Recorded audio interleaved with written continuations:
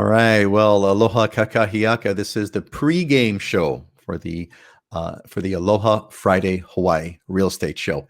We are getting started. If you are just looking, if you're coming on through a pre-recorded show, you could probably zoom forward about 5 minutes because that's when the real discussion is starting. This is the pregame show where we kind of get ourselves a little bit warmed up over here, and we got our friends around the table. So we're getting some mic checks and some background checks and make sure everyone's doing good. We're going to go in the order that I see you in clockwise order. So Dylan, what's going on there over? What's happening on the Big Island, buddy?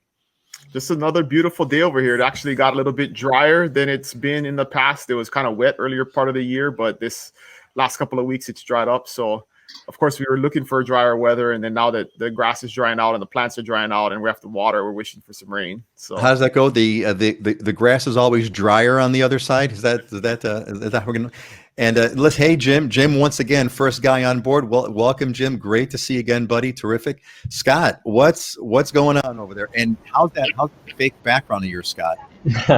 Yeah, I'm actually on vacation right now, doing a staycation, I should say. I'm probably 3 miles from where I live, from my house in Kahala at the Kahala Resort. So I could have walked here practically, but yeah, they actually got me a great room. So this is right off the Dolphin. I'll step all the way in a second, but this is right off the Dolphin Lagoon, and you get ocean views from here. So I'll step out of the way so you can kind of take a look right down here. Oh, there's a dolphin right there. There's one that just, there they are. They're splashing around back there. They're splashing around. Yeah, there's one. So cool. Then you get the ocean off in the distance. You'll see the kite borders. It's really, really windy today. The last couple of days have been super windy. But yeah, good. Nice little spot. Looking good, man. Looking good. Maya Lemus, hello. Yes, aloha, Maya. Welcome. We're glad to have you here. And Scott. So Scott, that's really hilarious. You got I was cracking up when I heard you went to a staycation about 3 miles from where you live. That's what Hawaii is. You can go 3 miles away and still loving it. Heidi, what's going on over there, girl? Well, I'm just drinking my Maui coffee. What is it? What's the coffee? What's the coffee brew today, Heidi? So it's a Hana Bliss. It's kind of I got this at Badass Coffee. It's kind of a lighter roast, and it has some, a little bit of a tropical feel to it. It has a little chocolate, vanilla, macadamia nut, just kind of a great breakfast coffee. And yeah, I've just been nonstop lately. I'm actually sitting in my office right now, and it's been busy over here on Maui, especially since travel's opened up about a month ago. Yeah, we definitely want to hear about that when we start to show off market updates in our little pregame, in our pregame show. We had a bunch of a discussion about that, so I'm looking forward to getting the updates from all you guys. We got Heidi's coffee. I forgot to do the Aloha shirt round. Dylan, you that's a weird looking. That's not an Aloha shirt flower pattern. What's on the shirt there, buddy? Yeah, so this is a Sig Zane, again, local designer out of Hilo, and this is actually a map of Hilo, so you can see there's like street names on it and stuff, and so pretty cool, different type of Aloha shirt. But if you look at it closely, you'll recognize all the main street names in Hilo town. So it's kind of a throwback to the hometown where the designer's from. That's really, really funny, man. That's interesting. That's interesting. You know what I love about Hilo is, I think what's cool about Hilo is that it's like time has stood still for Hilo. We lived there for a short while in the early 90s. I was there, for one thing or another, and it looked exactly the same. Some shops had changed, but it hasn't changed one bit at all.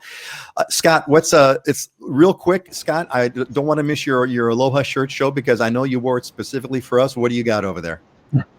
Actually, this is my former uniform at the Kauai Seafood Bar on the Big Island, which is my family's restaurant. So this thing's probably 15, 16 years old, but a Rin Spooner, and then we stitched the family's restaurant name in here and use it as a uniform. So see, this is Heidi. This is the I think one of the big difference between guys. Guys will proudly wear clothes that are 15 years old and be proud of it. Where we like it's like a badge of honor. This thing is 15 years old and I'm still wearing it, and it's only got 2 or 3 holes in it. It's only got 2 or 3 holes. We throw it away, right? As long as no one sees the holes, there are no holes. It's only the only holes that exist are the holes that everyone can blatantly see. Otherwise, it's good. That's guys, Heidi. That's who we are. All right, folks. I think it's time. I think we're properly warmed up. I want to welcome you all once again to our Aloha Friday Hawaii show. I'm your host, Peter Kay, and I've got my excellent expert friends over here from across the state. We've got Dylan Nonaka from the Big Island. We got Scott Startsman on Oahu, and we got Heidi Dollinger, who's in Maui. This is this is the only show that I know of where we have people from across the state that are helping us out.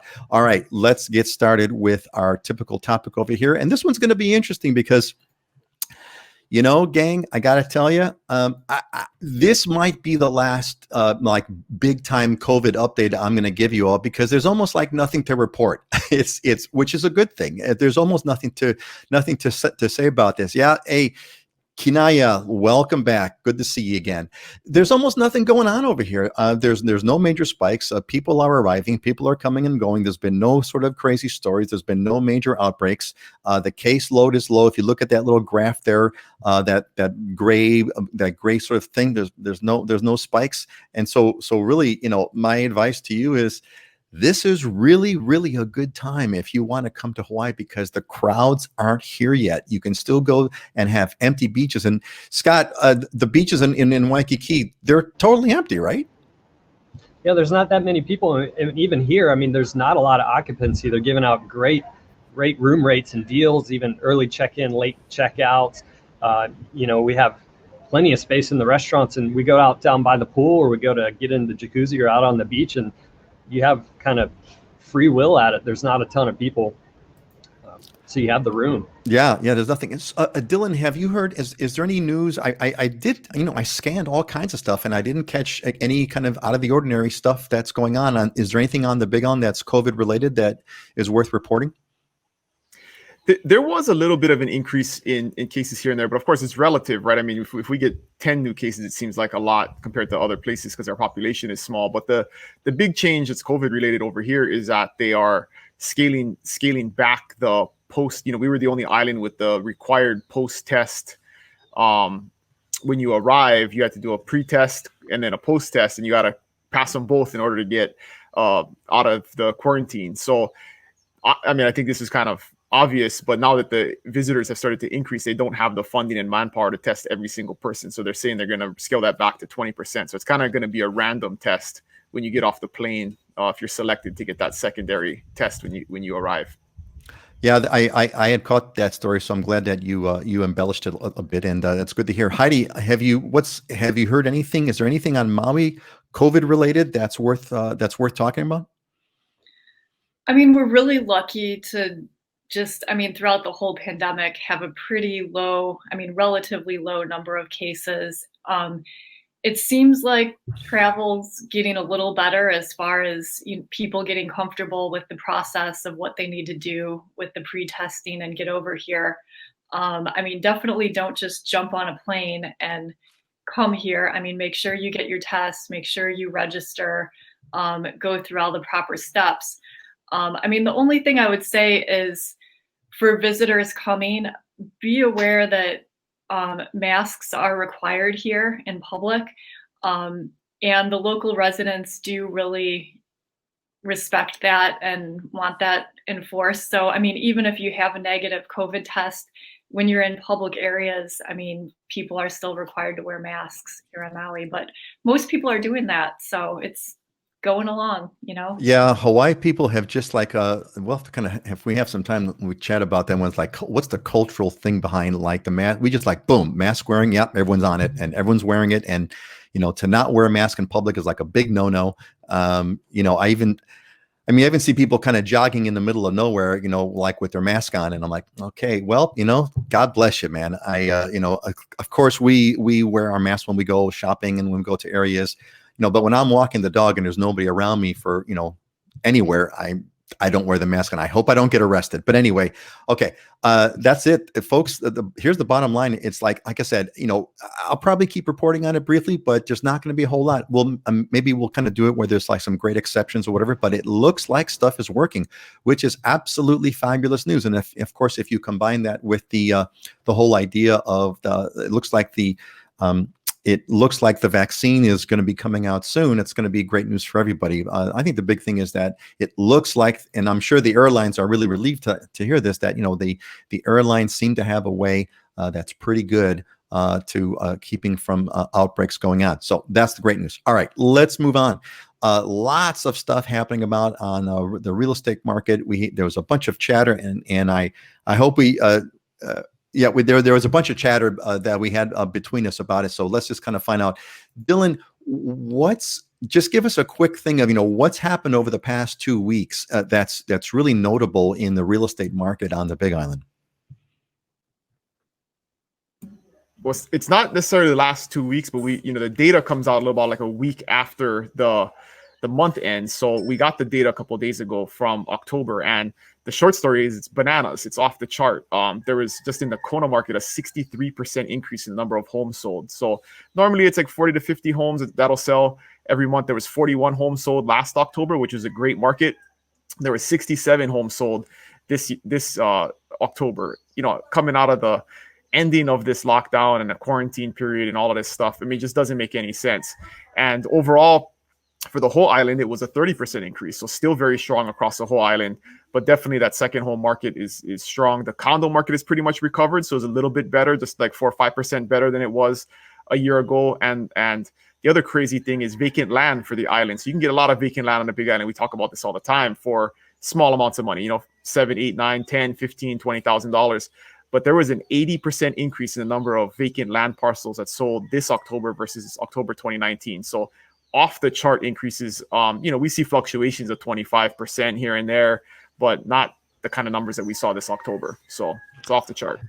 That's crazy, man. And I though our regular listeners, our regular viewers who are here with us know that we've been kind of talking about this for a long time. We kept saying, look, there's going to be a big flood of buyers coming into the market, and I'm happy to say that that the things that we talked about and essentially predicted are coming true. It's a good thing for everybody. A big rebound. Scott, what's the story on Oahu? Yeah, we're seeing the similar thing. I mean, we haven't had that quick spike here lately. It's been consistently busy for a while. Prices are up a little more than 10% this past month for single family homes, and condos have caught back up to the point where for the year we're up a little over 1% on the condo side, which that's segmented into two different categories: Waikiki, your second home, vacation home, and then your regular outside of Waikiki kind of condo housing. But everything's up. Sales are up. Prices are up significantly, and it's a busy market. We're definitely still seeing multiple offer situations. In fact, one of the issues that I'm having and that others are having, and I wish agents would do a better job of it, but we're seeing the COVID effects, which is we can only allow a certain number of parties in at a time. So even when it comes to an open house, sometimes we'll just do scheduling by private appointment every 15-minute increments. And what we're seeing out in some of these really busy areas like Ewa Beach and Kapolei, Makakilo, Mililani, they'll come on the market Friday. Okay, we're going to do showings for 3 days in between this blocked increment time, and not everybody can get in, which is really disappointing for buyers that are trying to get in to see these homes to be able to make an offer. So COVID is affecting us in the way that we're able to even do showings, because we can only allow people in at certain amount periods of time. So sometimes some people aren't even able to get into homes to even have a chance to bid on them. Well, I guess how's that go? It's being busy in a good way, or it's good, or it's not. It's good, and whatever it is, it's good. You guys are busy, too busy. Good problem to have. Good. There you go. Thank you, Dylan. Thank you for unscrambling my brain this morning. I didn't have enough. I need some of Heidi's kind of special brand of coffee. Heidi, what's the market like in Maui? Well, our luxury market has just been super strong lately, and our overall market activity has definitely picked up. I mean, the area we were a little bit slow prior was the condo market, but now, I mean, we're getting tons of showings again. Buyers are here, sellers are here. And for me personally, it's just been nonstop since October 15th with things happening. And I mean, again, prices are stable and strong. If Maui's in your future plans, it's a wonderful time to come out here because it's still not as busy as it was in the past, and you can get in to see things. So yeah, it's been a great time. It is a really, really, really good time, gang. This is, it's not going to be this way for long. We don't know how long. I can't predict right now how long it's going to be this way, but it's a pretty amazing time to come to Hawaii, if only for vacation, but to look at properties as well. Because I mean, you've got this like great, it's not crowded, which is really, really cool. So that's great. Scott, I had a real quick. I wanted to come back to you. I was curious about what's happened with the Waikiki market. Waikiki sort of got its butt kicked during the pandemic. What's kind of happening to it now? Yeah, it's weird. It's funny, because it doesn't make sense to me. Prices are actually year to date only down 2% for Waikiki for condos, which makes no sense to me. And last month was up 5% on price. So, you don't have vacation rental income coming in, any income coming in really for a while here. And you would think you would have a significantly bigger drop in price. Days on market are lasting longer, things such as that, but we're not seeing the price drops. That's really remarkable. Really, it's like, boy, there was just a really, really, really tiny window there. It seemed like that you could have gotten kind of a deal, quote unquote, in Waikiki, but it doesn't look like that deal is around. Hey, folks, I want to take this moment to encourage you all to put in your questions. We're going to give. We've got our slides kind of lined up, so we're going to follow our little program, but the people that are here with us live, you get priority. So we're going to take your questions first and make sure you get those into the comments. We pretty much are able to get everyone's questions almost all the time. And in fact, let's get a few more. Jim, who's our Jim, if I need to see you in person, because I need to give you a trophy for being our most loyal viewer. I need some more of that coffee, Heidi. Or maybe I've had too much coffee. Not sure. Jim says, question for Scott. Scott, how long is the average closing time in Waikiki or on Oahu in general? Yeah, Oahu in general, it's 10 days for single family homes. For condos, it's 18 days.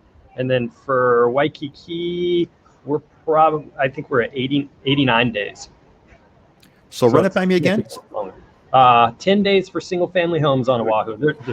They're going super quick. And the funny thing is once we get into escrow, we don't change it to show that it's an escrow until usually like 4 days after we're in escrow. So 10 days would actually be about 6 on average. Wow.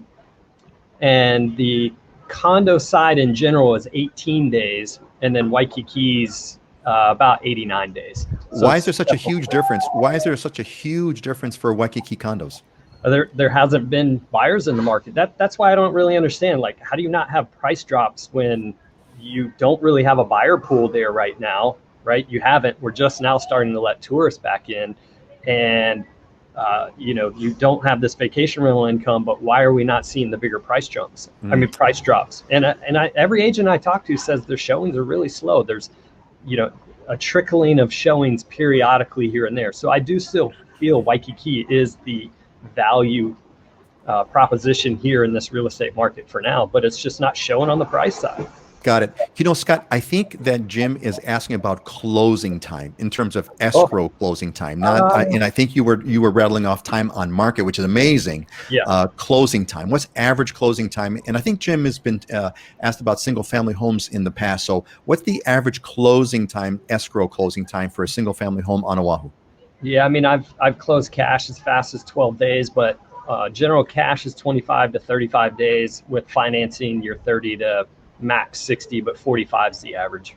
45. Okay, so 45 days plus or minus if you've got cash or financing. Dylan, are the numbers on the Big On for closing times any different? Pretty much exactly the same. But the thing that I'm telling people, and I'm actually going to do a video about this today and put it out probably next week, is managing expectations of buyers and sellers, because right now with this huge increase in the number of properties being sold, right, whether it be single family homes or land, this huge spike in the number of units, our industry doesn't change or doesn't increase with the same amount of manpower, right? So when it comes to a closing, buyers and sellers have things that they got to do, but then there's a ton of other people involved, right? The escrow and title companies, there's the lender involved if the buyer's getting a loan, there's a home inspector, there's a termite inspector, there's surveyors if you're going to do a survey or staking. there's appraisers that have to do an appraisal. So there's all of these third-party functions that go into getting a transaction closed. And if one of them is backed up or delayed, which we're seeing one in many of them right now getting backed up, closings are taking longer because especially appraisers, they're way back, and there's only a set number of appraisers in town. And when the volume of deals goes up 50, 60%, the number of appraisers doesn't follow that up at the same time. So the title companies are super busy. The attorneys who draft the deeds are super busy. So everybody is, I'm just letting everybody know, don't expect to close on time right now. If we do, great. That's a bonus. But right now we're definitely seeing, 1 to 2 week delays in every single contract. That's an important part. The industry doesn't scale.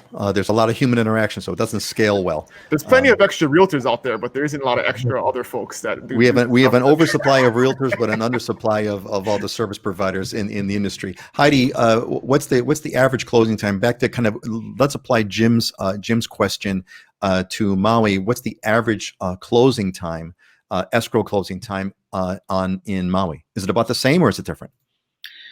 Well, I mean, it's a part of the contract that's negotiable, so it's really up to the buyer, but it's also up to the lender's ability to close. I mean, we're seeing banks just have been flooded with a demand for refinances and loans. So for a condominium, I mean, you're looking at typically at least 60 days to close. For a cash offer, I'd usually recommend a 21 to 30 day close. That gives you time to do your inspections, do your due diligence, and close in a pretty timely fashion. And then for more conventional financing on a single family home, you can close in 45 days.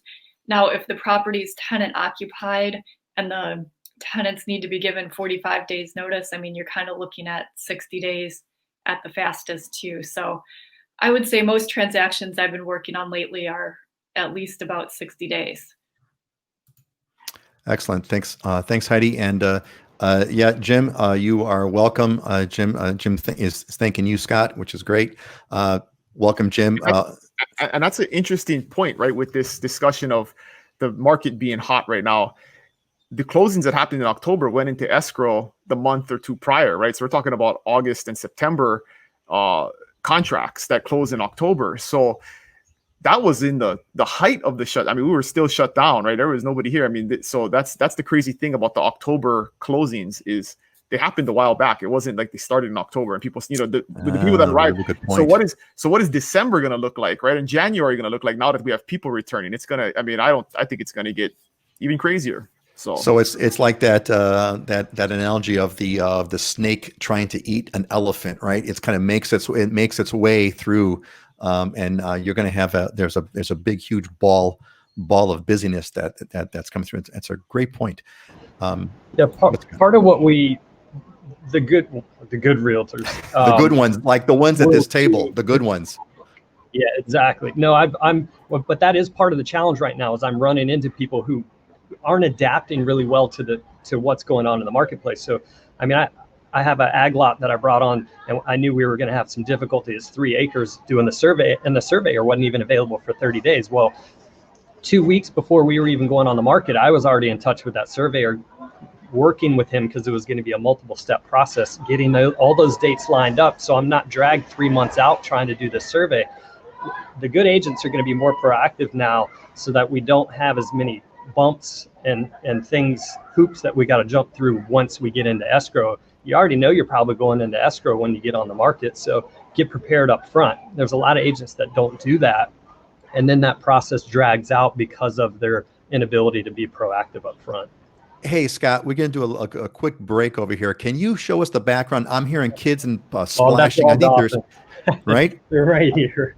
There's dolphins right there. So folks, I don't know if you can all see this, but if you look right below Scott, there's two folks with like dark slacks and a light blue kind of a polo shirts back there. I think those are staff that are looking over the dolphin pool, right? That's the dolphin pool back there, right, Scott? Yeah, there's actually two dolphins literally right here. Oh yeah, that's right. I see them. If you look right down there, they're there. See yeah, them? they're super noisy, super loud. All right, folks, where do you get live dolphin shots? Tell me where else do you get live dolphin shots? Nowhere, but it's so cool. Look at it. It's right there. It's totally awesome. So there you go. Hope you all enjoying that one. That's a good one. Let me know what you all think about that in the comments. I'd like to get your feedback. Did you see the Dolphins? I saw them. Okay, we have another one here from Mark. Mark says, Aloha, if a home is shown as contingent, should I consider it to be unavailable? I'd say, yeah, with the way the market's going now, real quick. Yes. Let's just go around the table. Dylan, real quick answers here. You should check. So I always call the agent and ask them, hey, how's that escrow going? Because they're gonna usually give you some feedback if it's bumpy or the buyer's financing doesn't look good. So 60% of the time, it's pretty much not going to come back on the market, but there is a chance that it does. So it doesn't hurt. It also matters how long it's been showing contingent, right? So I can look in when it went contingent. If it's been contingent for 45 days, it's probably going to close. If it's only been contingent for 3 days, they're still in their inspection period. It's more likely within the first 2 weeks, it's going to fall out. So there's a couple of different, variables there, but check. Roger. Mark, I hope you're working with one of the three. I hope you're working with. Oh, awesome. Who's you working with? With me.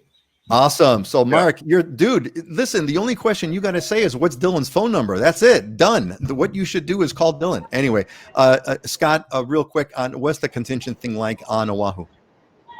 Yeah, I mean, so the idea in this marketplace is to try to get into escrow, and you got a lot of people that are rushing to put contracts in to see the property on the first day, get that property into escrow. Our contract is very pro buyer here in Hawaii. So there's so many outs that you can get out of, especially during the inspection period, which is our J1 in our purchase contract. You can back out. So even if it's contingent, if you can get into a backup position, there's quite a few people that will get in, wrap it up, and then, they have second thoughts. They get emotional about it. They get scared, cold feet, and walk away. And if you're in that backup position, you'll slide into first position. So yeah, it's technically an escrow when you see it as contingent, but it still might be an opportunity that comes up down the road.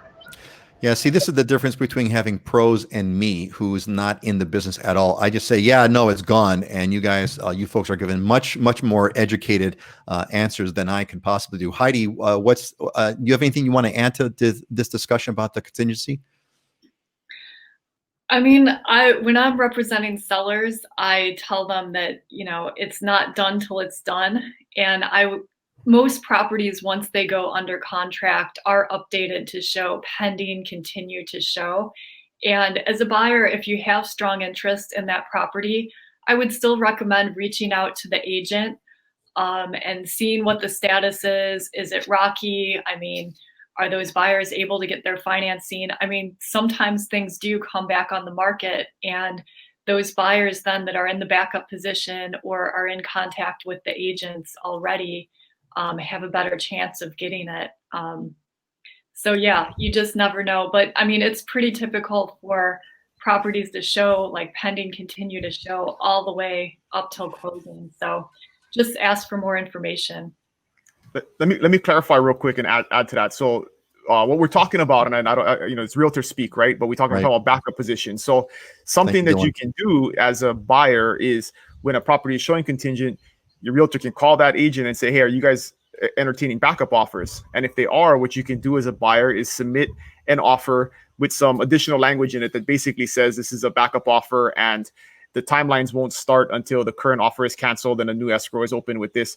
But it basically puts you in position. So if the current escrow cancels, you automatically go into escrow with that seller, and you don't have to wait for the property to go back on the market and compete for it again. So there's a lot of advantages to doing that.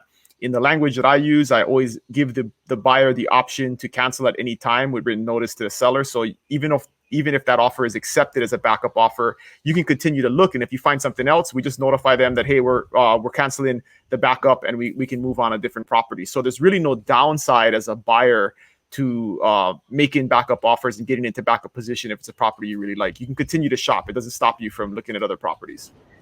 Excellent. Thanks, Dylan, for that. Scott, you wanted to throw some your 2 cents in there? Yeah. One last thing is not only are you eliminating the competition by being in the backup? So when if it does fall out, you slide right in and you're not having to compete with everybody. But most people will have moved on from that property as well. So then if there are things that need to be negotiated during the escrow period and you've been in the backup, now the seller's having to go through a second escrow and you're having to negotiate things. Oftentimes you can be the seller may be a little more flexible with some of the issues that might need to be addressed during that second contract. You know, my eyes are beginning to roll back into my sockets with the technicalities of closings. That's a great. I didn't realize what a great question that was going to be, Mark. And Mark, totally. Thank you, Mark. He completely appreciates it.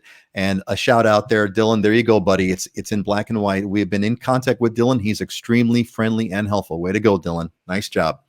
This is who we are, gang. This is the people that that I've known. Heidi, we've just met recently with the show, but Dylan and Scott, known you guys for decades, and so I was really happy. And Heidi, I'm so glad that you're a part of the Ohana here, and I know everybody loves you. Okay, Jeremy, yeah, Jeremy, man, oh man, wish I was there. What are you waiting for, Jeremy? What are you waiting for, guy? That's all I got to tell you. What are you waiting for? And Michael.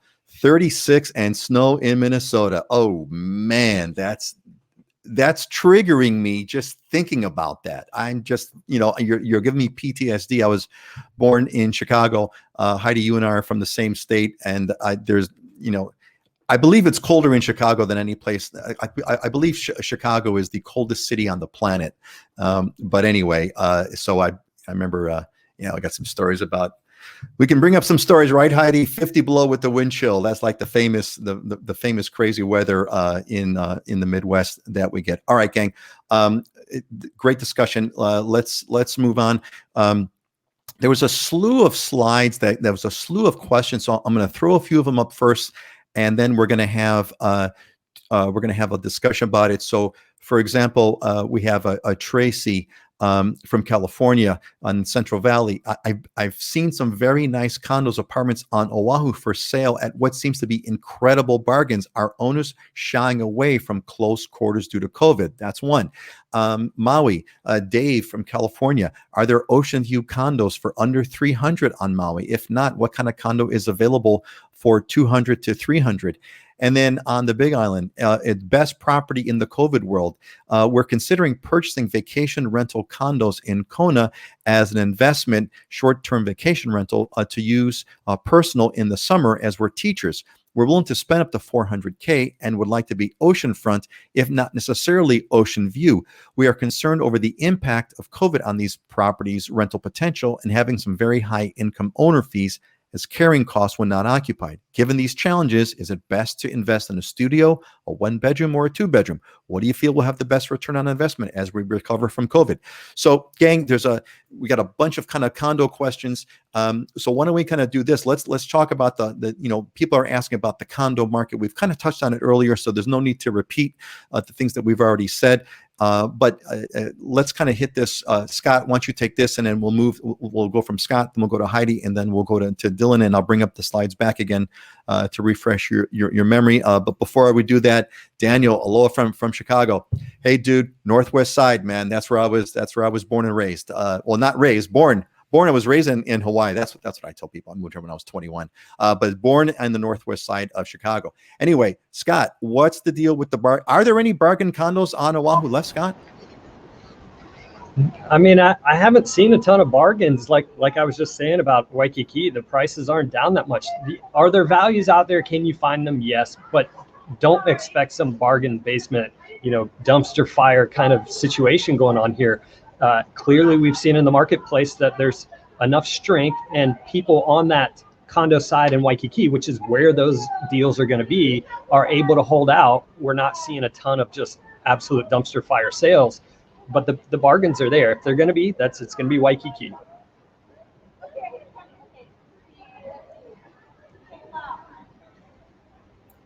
I know that, thanks, Scott. And I know that Dylan had said a long time ago, if there's an incredible deal, there's something wrong with it. There's something to be suspect with it. Heidi, I don't want to give a sneak peek to what we're going to talk about later on our diamonds and deals, but what about this question from Dave? Can you get an ocean view condo for around 300, or if not, what's available for 200 to 300? Well, there's about 10 listings on Maui right now that are between 200 and 300,000 and have an ocean view. About 5 of these are fee simple, which is full ownership. About 5 of these are leasehold, where you own the condo, you do not own the interest in the land.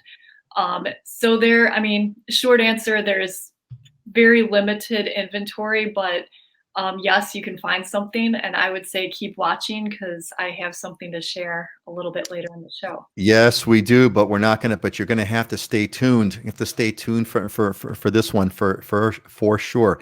Yeah.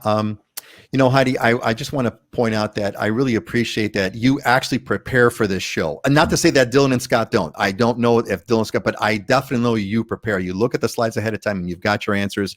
Otherwise, how would you know that there's five leaseholds and 5 fee simples from 2 to 300? God bless you. And I hope Dave, I know Dave, if you're watching, but if you are, I hope you appreciate that because I certainly do. Let's hit the next one. Dylan, this was a long one.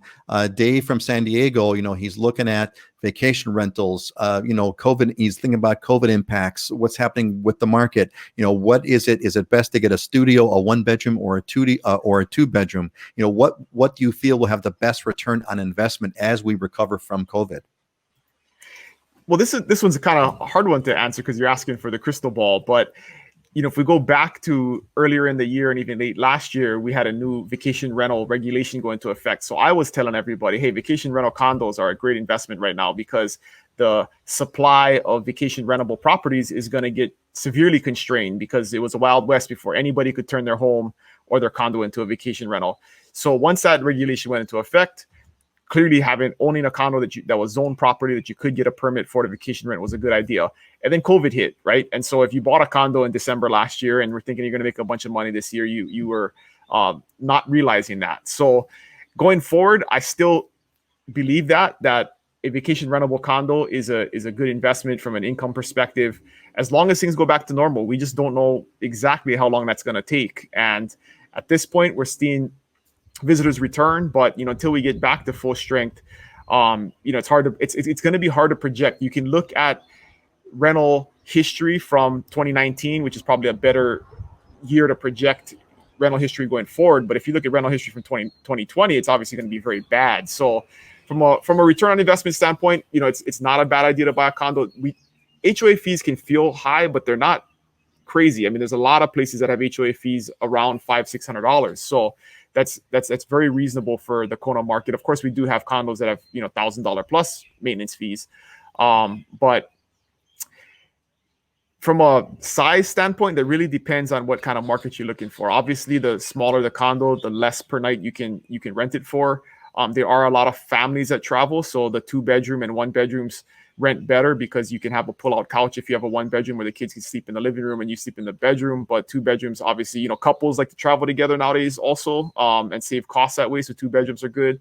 So I always think more space is better because you can demand a higher cost per night, and from a ratio standpoint, your carrying costs are not going to be as high. So the increase in maintenance fees and taxes is not proportional to the increase in the amount of rent that you can charge. Or you can almost charge twice as much rent for a 2-bedroom versus a 1-bedroom or a studio, but your carrying costs are not going to be double. So correct. There's there's a higher profit margin, if you will, in the larger properties, essentially. Yeah, that's a really good point. That's an excellent point. All right, so let's see. Let's take. We're going to hit Scott's thing over here. So, what did have I missed my brain here, or Scott, did we cover you already? Because there's regardless, let's do this, Scott. There's a question that popped up from Bernard, and he says, do you observe any uptick of buyers moving to Oahu due to more remote work arrangements from the mainland? If so, how significant is the increase, and do you anticipate more of these types of buyers? Bernard also asked, what are the top 2 or 3 areas on Oahu that have the biggest concentration of Japanese buyers and residents? Scott, I don't know what order you want to take. Let's kind of hit the first one. Are you catching anything from people that are basically relocating because they could work remotely? I'm seeing stories about it. Very much. Yeah.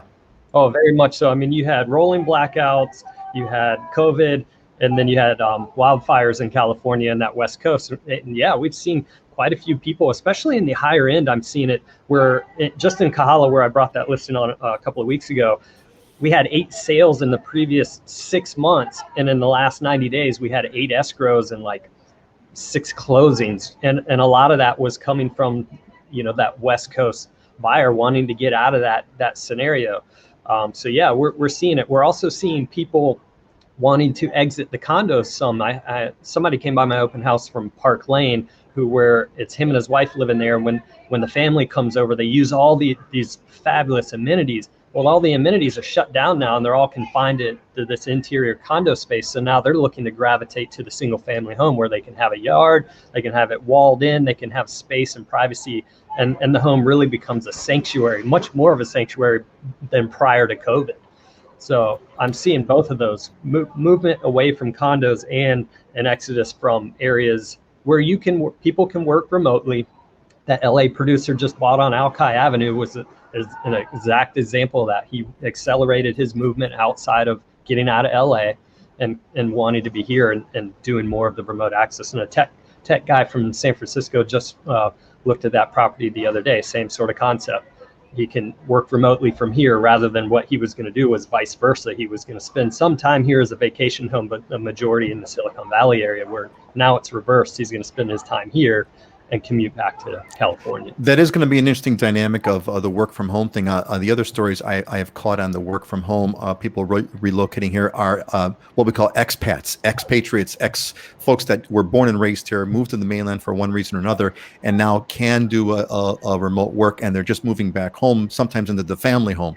And they're moving back. So Bernard, lots of people kind of going on that. How significant? Time will tell. I don't think there's any hard statistics yet. I think it's early in the game, but you're hearing a bunch of empirical knowledge. Scott, top 2 or 3 areas on Oahu with the biggest concentration of buyers residents. Yeah. So in the foreign market here on Oahu, Japanese buyers make up pretty much 90% of our international market buyer. That's going to be Waikiki. Kaka'ako is probably going to be the dominant one. Kaka'ako and Waikiki are your top 1 and 2. And then if you get into the single family home side, you get into the Diamond Head, Kahala area. And the reason being is, if you get into Waikiki, that's where the businesses can support that secondary language, meaning menus in Japanese, employees that speak Japanese. It's much easier to integrate within that area. Also, people coming, a lot of Japanese buyers will buy the high-rise condo because they can lock it up, walk away. There's very little maintenance. We even have a maintenance program within our company where someone will go and check those units weekly to make sure there's no leaks, stock the refrigerator before they come, things such as that. So they typically go more vertical, lock it up, walk away, rather than having the home maintenance. Great, thanks, Scott. Excellent details on that. All right, let's move on and go into like a more larger, a bigger topic over here. And the big topic, and I really want to have a discussion with my friends here, is like, why leave Hawaii? And we had a couple of questions here, and then from Jillian says, do you see people moving out of state to be with families somewhere else during this crisis, like other countries or states, thus selling their homes? That's kind of one question. The other one is from Linda, San Diego. She says, I know why people move to Hawaii, but why do they leave?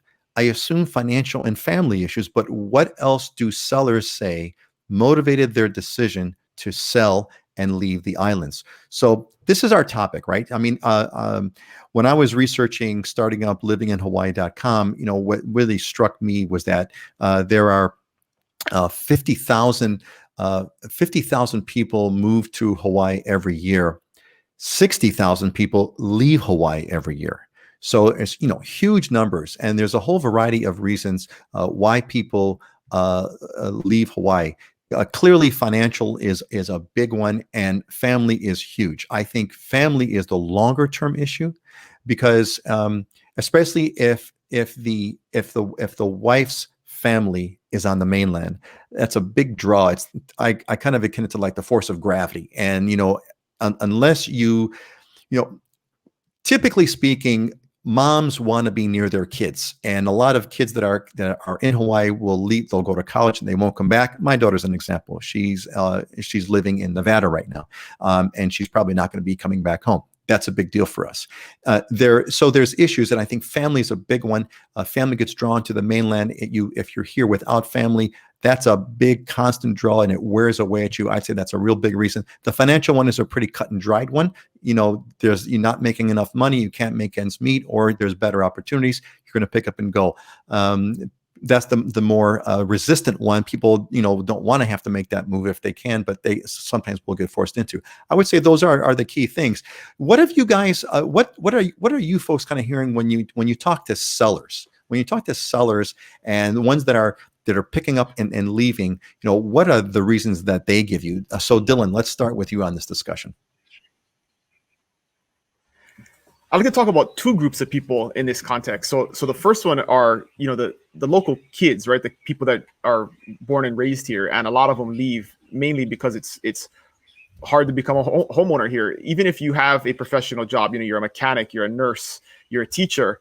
The income here is similar to the income in many places in the in the mainland, but the cost of living and the cost of housing is 30, 40%, 50% lower there. So you can achieve homeownership and you can live more comfortably on the same salary in the mainland as you could here. So a lot of people leave based on that, but those aren't necessarily homeowners, right? They're leaving because they want to become homeowners and they just can't do it here, or they can't do it comfortably. The other group, and we've talked about this before, and this is of course stereotypical, but I see this all the time, is you get the young retiree, right? That 55 to 65-year-old who has had a good career, maybe bought a home when they were young and has some good equity in it, can sell it, cash out of their home in the mainland and come here and retire in Hawaii. They spend 10 years here, and then, like you were saying, Peter, the kids have kids and they got grandkids in the mainland, and the kids aren't going to move here, right? I mean, they're not going to bring their families here. So the mom misses the kids, and so they end up, for two reasons. One, the family, they want to be closer to their kids and their grandkids, and the other one is healthcare, especially for the neighbor islands. Is if you as you get older and you need more specialized care, a lot of times you have to go to Oahu for that, or you have to be somewhere in the mainland. So people will then sell. So they come here, they stay for 10 or 15 years, and then when they're in their 70s and 80s, they end up going back to the mainland for family and health reasons. That is I am so glad you pointed that detailed profile out. That's a great one, Dylan. Of course it's true. This idea of folks that have come out to Hawaii, they love the place, they did it, they've been here for 10, 15 years, but then they get drawn back. Like you said, they got big equity, so like they're millionaires, and they could sell that, they could sell the $1 million home in Hawaii, 1.5 million, and move into a house that's twice the size for like 1/3 the cost on the mainland. It's like, I'm done, right? And you got the family there. I think we can all attest to this. We rarely, sell homes for people who are leaving because they don't like it. They're leaving. I mean, they're leaving kicking and screaming. And a lot of times, one party, the husband or wife is kicking and screaming louder than the other one, because the other one, they're moving for one person's interest more than the other. So yeah, you don't have people that decide it's terrible here and I'm going to move away. It's a really bittersweet decision for them, and a lot of times it's a difficult thing to sell their home because there's a lot of emotional investment, and they're not totally sold on it emotionally. So yeah, that's a really good point. I mean, again, typically it's the wife who wants to move back with the family. It's the wife who misses her children. It's the wife who wants to be with her grandchildren. Guys, we're a bunch of knuckle dragging apes. So we, it's like, yeah, okay, what, some are tight, some are not, but speaking for myself, okay, knuckle dragging ape. Scott, what's your response? I mean, what's your experience been with people who, let's talk about people that are selling their homes. Let's talk about those experiences. People that are selling their homes and moving back to the mainland. What have you seen that we haven't already talked about? Well, some of it's military. A lot of military on Oahu. 3 to 5 years, especially here on Oahu. I think I saw somewhere today where there's been 4,000 VA loans done for purchases this year already. So we have a significant military movement. But yeah, I mean, even for me, my parents are in their 70s now. I lost my uncle, who was a huge mentor for me out here about a month and a half ago. He's the reason I'm in real estate. And my parents are starting to age as well. They're living in North Carolina.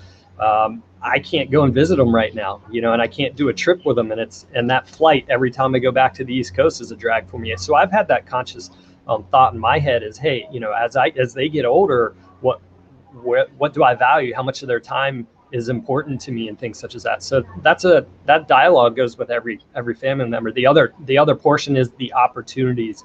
A lot of the parents who have kids at Punahou, Iolani, the private schools, they want their kids to go to the mainland and then stay on the mainland for a little while to have those job opportunities in those bigger marketplaces that are going to propel them and put them in a better place. And a lot of those kids that I've even spoken to, even recently, I had a conversation with a couple of them. They say, yeah, we're going to do this. We're going to go work on the mainland. Then we want to come back eventually to slow down and have that easier pace of life. But, part of what Dylan was saying is that 10, 15 year period that sometimes people live here for that's that chapter in their life. They had that dream of living here. Okay, let me go and spend that amount of time there, not really thinking about what's coming down the pipe with the family, or maybe they have. And then as it comes up, okay, we've had our time here. If that's that chapter, you close it out and then you go on to the next one. And there've been quite a few military people and other people that I've helped buy, and over a 5-year period, they sell the gain that they take. They're paying cash for a home that's bigger and way more affordable in another area. And now they're set financially moving forward in a much more comfortable place, having lived out here and experienced Hawaii and owned in Hawaii. Yeah, that's a great great kind of a layout that kind of really spells out a lot of stuff, that a lot of cases. Heidi, what do you have to add to this conversation that we haven't already said? What are you seeing? What sort of stories can you pull from your experience of people that are selling their homes and moving back to the mainland? Well, I mean, some people have the perception that there might be a big migration out of Maui just because of job impacts, because of COVID, and high unemployment. But what I'm actually dealing with and noticing is people that had long-term plans to sell anyway and move to the mainland now want to stay on Maui because of COVID, because they're listening to the news, they're hearing about spikes of COVID cases in other areas on the mainland, and they definitely don't want to leave now. I mean, they want to wait another 6 months, see how it goes. So I think there's going to be, because of the pandemic, people coming and going. I mean, that's kind of always been the case. But one thing I'm personally noticing is there are a lot of out-of-state license plates on the road. That means people have shipped their cars over to Maui and moved here personally. Something I mentioned on a previous show is enrollment at private schools on Maui is at an all-time high. I mean, there's been a huge spike in enrollment at private schools. And this is families that have left California, Oregon, Washington, Texas, and moved over to Maui permanently. So, I think there's going to be some people leaving, but there's also a lot of people coming here as well. Thank you, Heidi, so much for that. That you really kind of fleshed out and gave a different angle on this whole thing, which is also true. It's like, yes, my wife says this a lot. She says, man, we take it for granted how like we live in this nice little isolated bubble. We live in this sort of COVID bubble that, the cases aren't that big. With the crazy riots that were going on across the country, there was a time when it's like, right? So you're all nodding, right? It's like, yeah, there was a time when it's like, man, what the heck is going on here? Thank God we're here in Hawaii where everyone's got their heads kind of screwed on straight. It's really cool. And, I really, really, really appreciate your guys' input. It's just fabulous. And you know what? Anne agrees with me. Look what she just said. Thank you, Anne. Love the comment. Mahalo for your show. Each of you provide great, relevant info, and you have truly friendly demeanors. When I return, I'll certainly be using one of you to secure my home. Again, mahalo. Well, mahalo back to you, Anne. Yeah, thank you for expressing in your words what I'm also feeling. This is a great team of people. It's a great show. It's a great show. I'd watch it myself if I didn't have to kind of do it. All right. So look, it's that time now. We're going to move on to our diamonds and deals, and you kind of do not want to miss this one because I think there's something kind of cool over here. Hopefully I'm not overselling it. So let's move it. And here it is. Heidi, take it away, Heidi. We had the question earlier that said, can I buy a oceanfront, not oceanfront, but an ocean view condo for up to 300?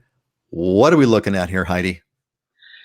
So this is definitely a deal for $312,000. It's a fee simple property. It's a studio condominium, beach access, amazing amenities, pool, fitness center, garage parking, central air conditioning.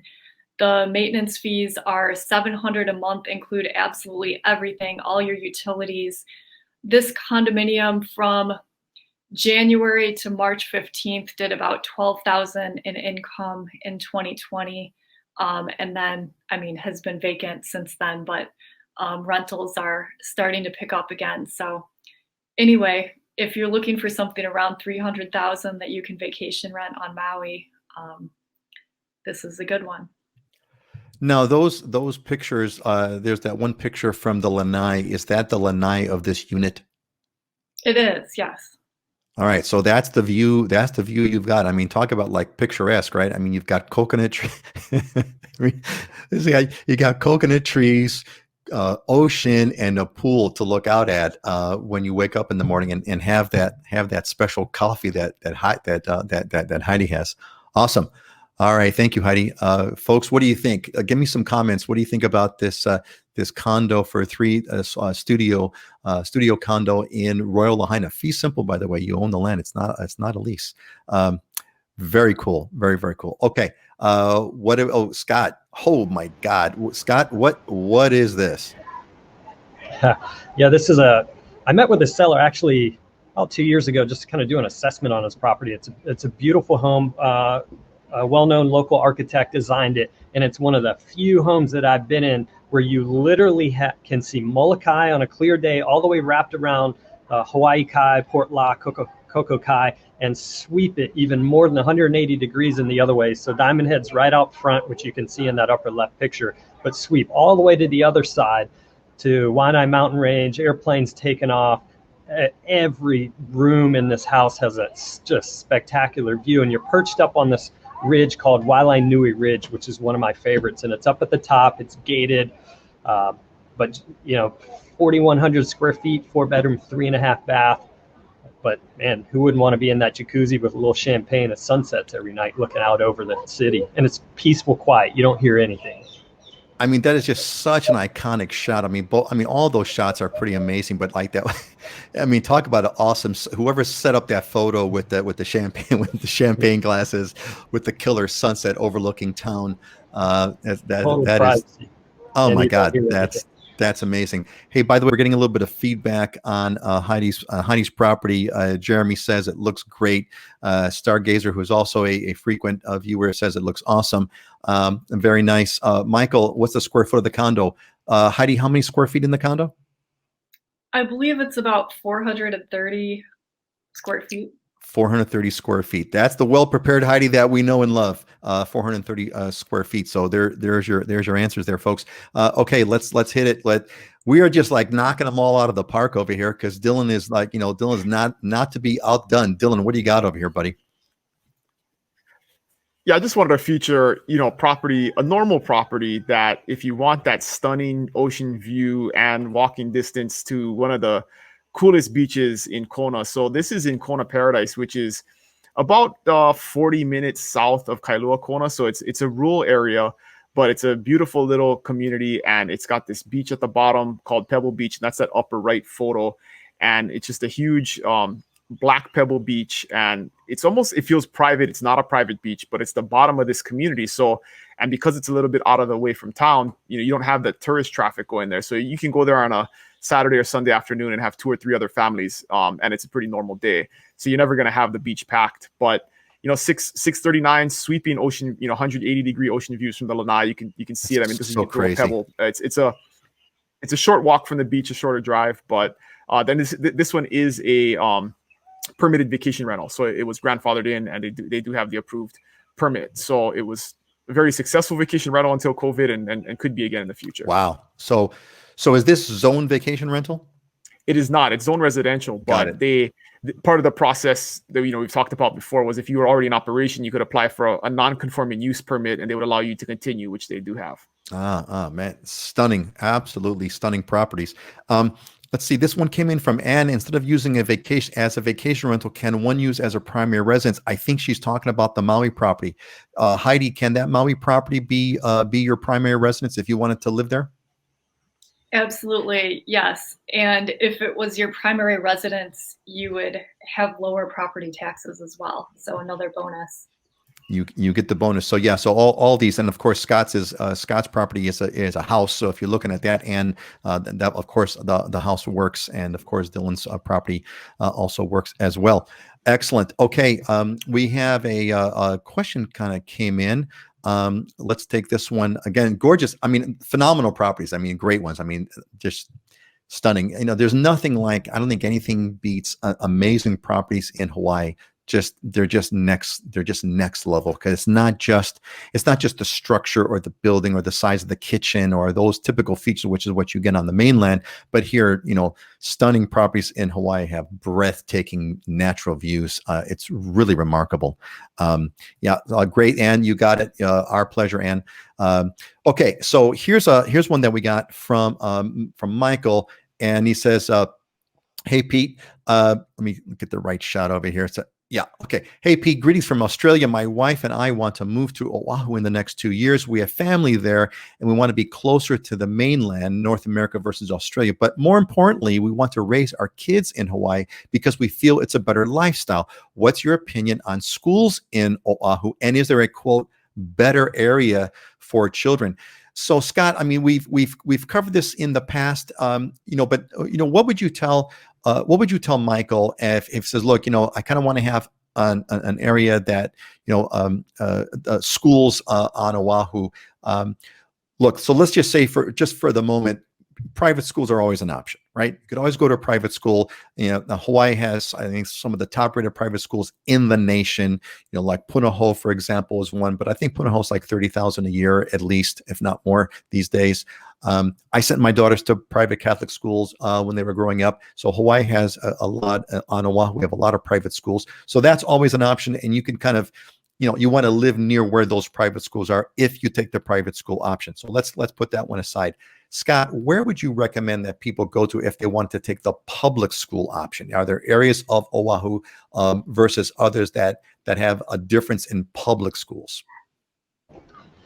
Yeah, I mean, private school, you would want to be in town anyway, because that's where most of the private schools are. Then Kalani and Kaiser, those two high schools are known to be very well as Mililani. So part of that kind of depends on your price point. But Mililani is going to be more central Oahu, whereas Kaiser's right kind of on the backside of Diamond Head.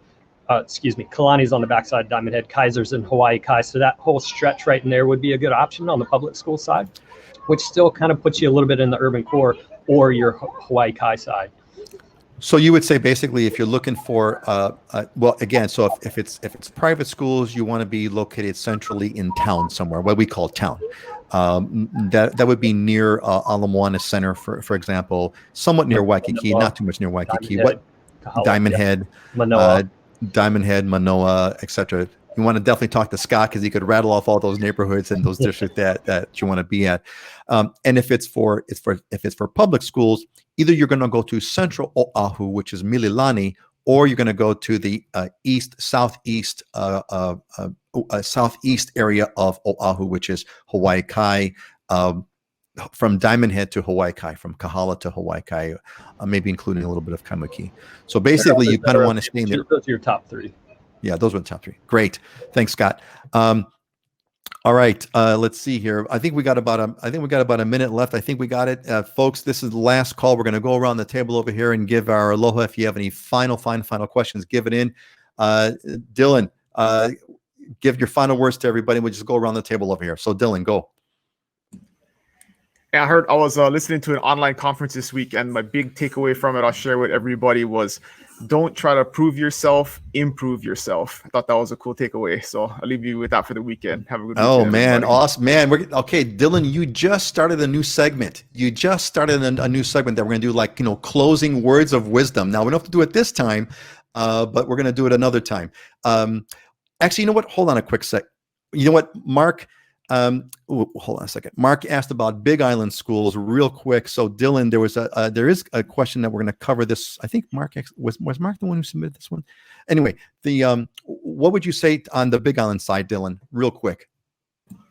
You don't have a lot of options. There are 2 big high schools on the Kona side. There's one really tiny private school, and then in Waimea you have a couple other private school options, but you're pretty limited. As I always say about education, my wife is an educator. It's less about the school and more about the parents. So there's lots of successful kids that graduated from our public schools here. Are they highly rated? Probably not compared to other places, but do they have AP programs? You can graduate with an associate's degree with the programs that they have here in the high schools doing AP and stuff like that. So if you live on the north side, you go to Kalaka'i. If you live on the south side, you go to Kona Waino. Pretty simple. Thanks, Dylan. And I think Kinaya likes your loves the closing words of wisdom. We're going to have to figure that one out, Dylan. That's a good one. Scott, what's your final words for everybody? You don't have to do the wisdom thing because Dylan just kind of threw that on us, so I'm not prepared with mine either. But what's your closing statement, Scott?